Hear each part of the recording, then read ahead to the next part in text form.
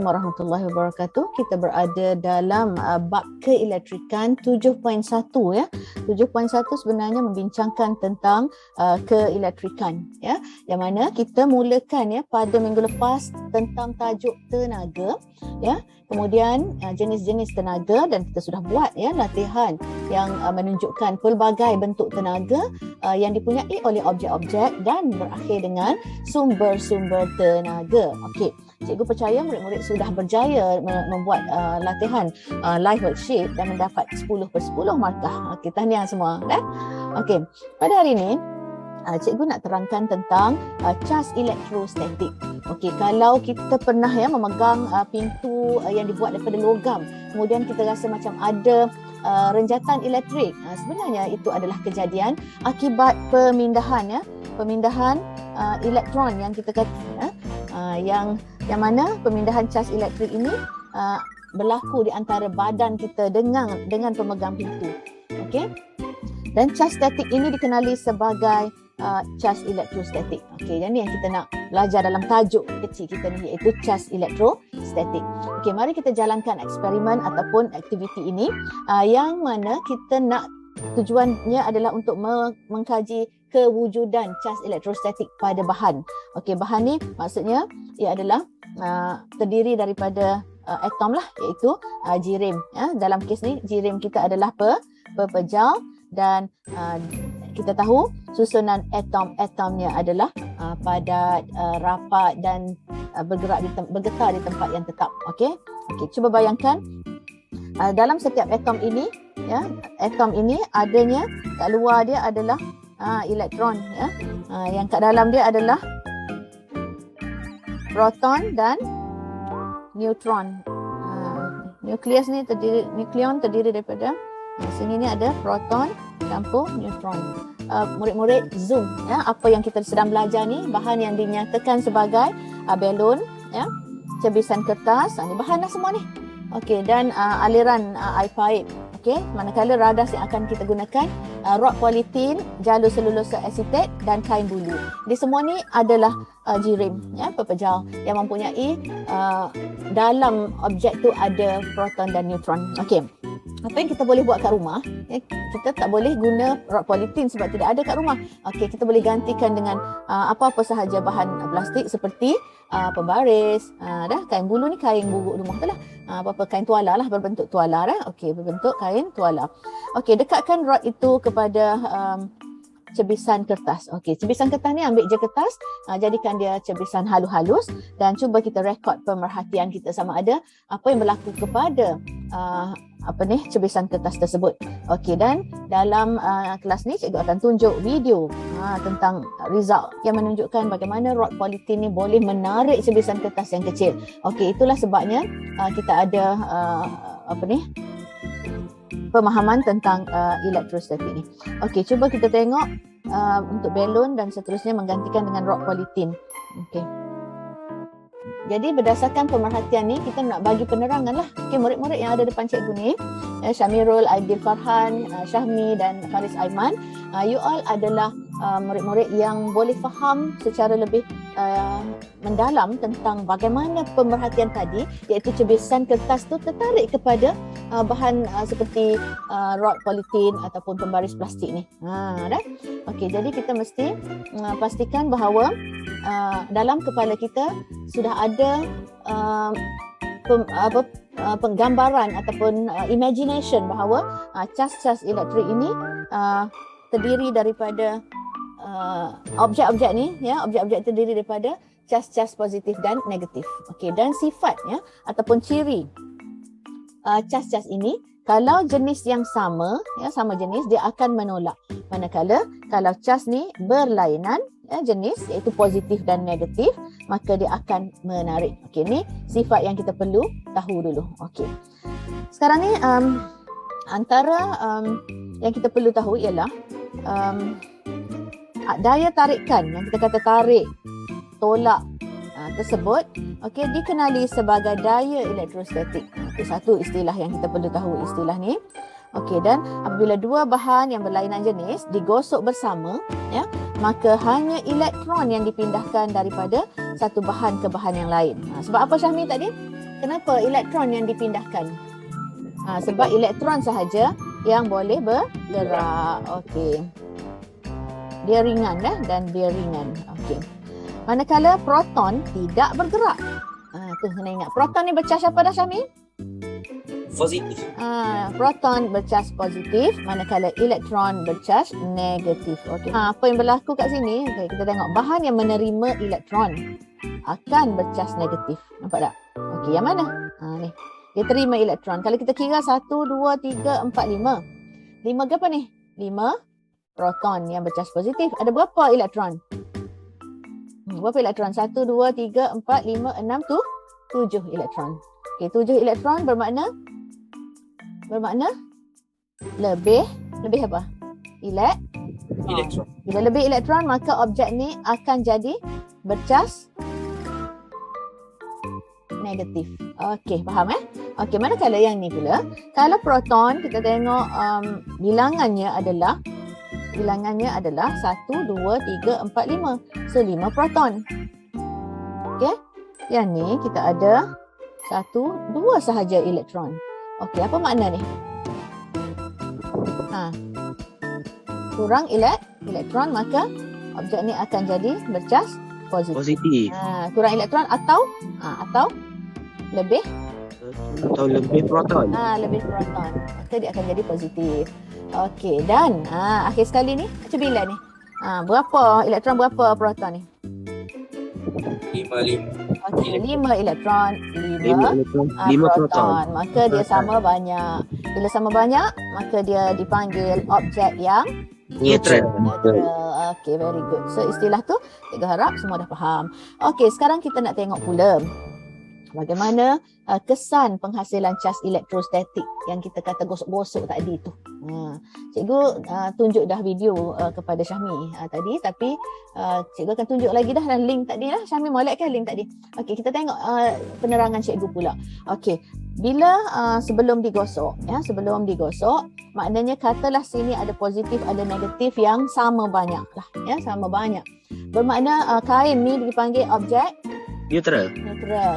Okey, begitu juga sikat ni. Sikat pun neutral juga.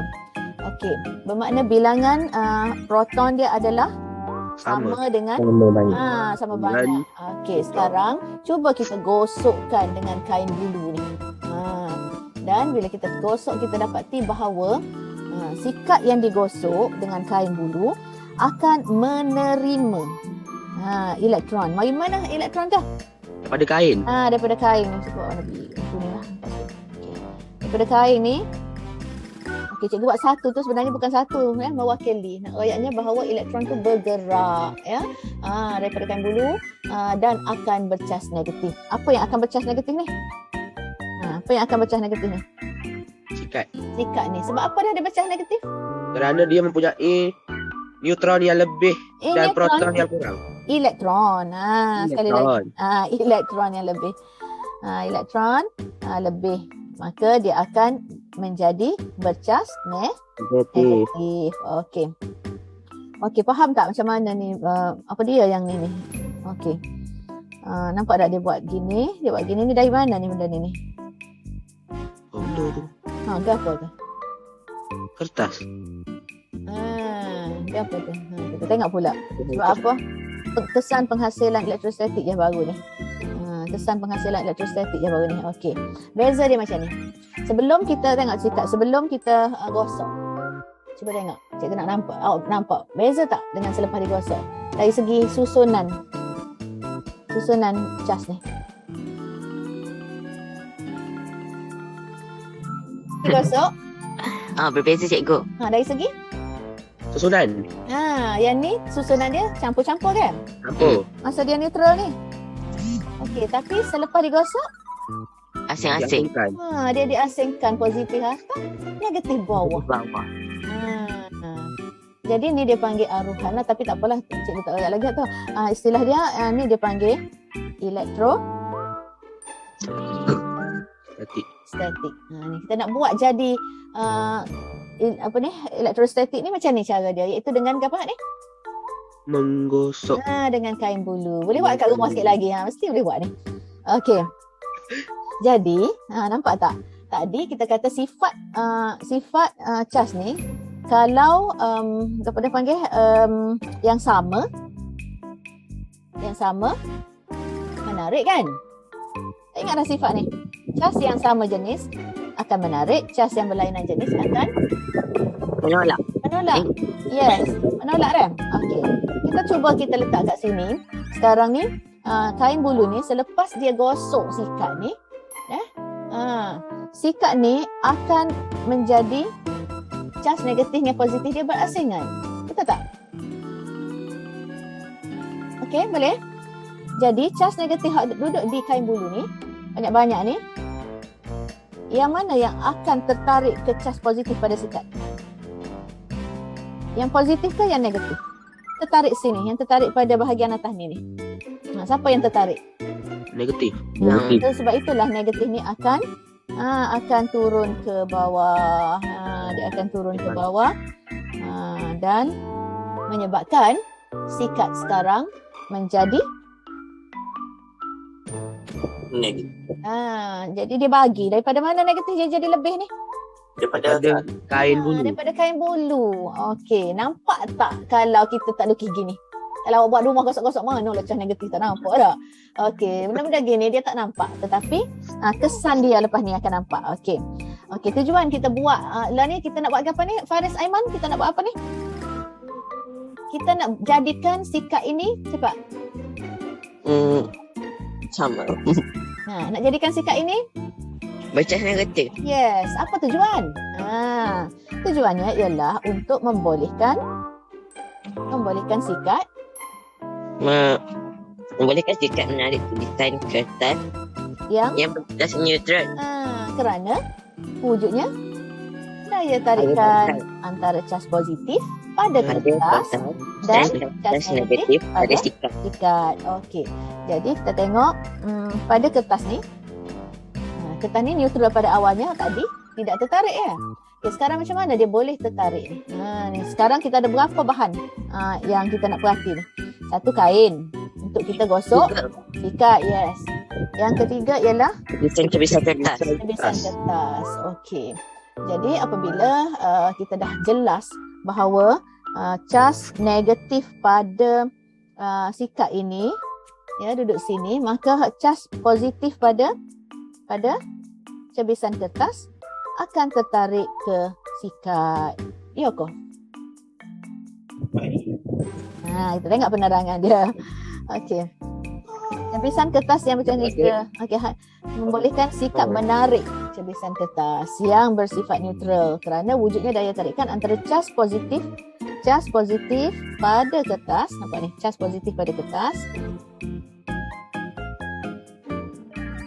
akan tertarik kepada sikat yang bercas negatif. Okey. Jadi maknanya kita kena wujudkan dulu. Yang penting sekali sini siapa? Yang paling penting. Kain bulu. Okey, penting juga. Lagi? Sikat. Sebab kita nak tarik kita nak tarik kertas ni. Kalau lah kain bulu tak ada, sikat tak boleh jadi bercas. Dan dia tak boleh tak boleh tarik. Okey. Sebab itulah siapa yang penting sini? Cikgu. Cikgu gosok-gosok kamu boleh tarik kawan-kawan yang tak tahu apa-apa. Boleh tak? Ni guru. Cikgu pun gosok kamu ni. Kamu ni murid ni, hak mari ni. Okey. Ni kawan-kawan kita yang tak masuk kelas. Betul tak? Sekarang kamu dah berubah wajah dah. Dah jadi bercas negatif dah. Bercas dah. Inilah dipanggil cas elektrostatik. Okey. Faham waktu pun? Okey dah hari ni. Okey, untuk itu you all ada kelas lain kan? Cikgu pun ada juga kelas lain lepas ni. Cikgu harap dengan penerangan tentang keadaan tadi kita jadi lebih mudah faham dan memahamkan orang lain. Cikgu nak bagi hadiah ni ke awak tapi tak jumpa lagi lah ni. Okay, Syamirul pun dah cikgu nak bagi hadiah. Hak tak dapat lagi Syahmi, Faris dengan Syamirul. Faris pula. Aidil. Bila cikgu nak jumpa, cikgu telefon dah. Okey. Okey, bye. Assalamualaikum. Waalaikumsalam cikgu. Okey. baik. Okey, bye. Jumpa lagi.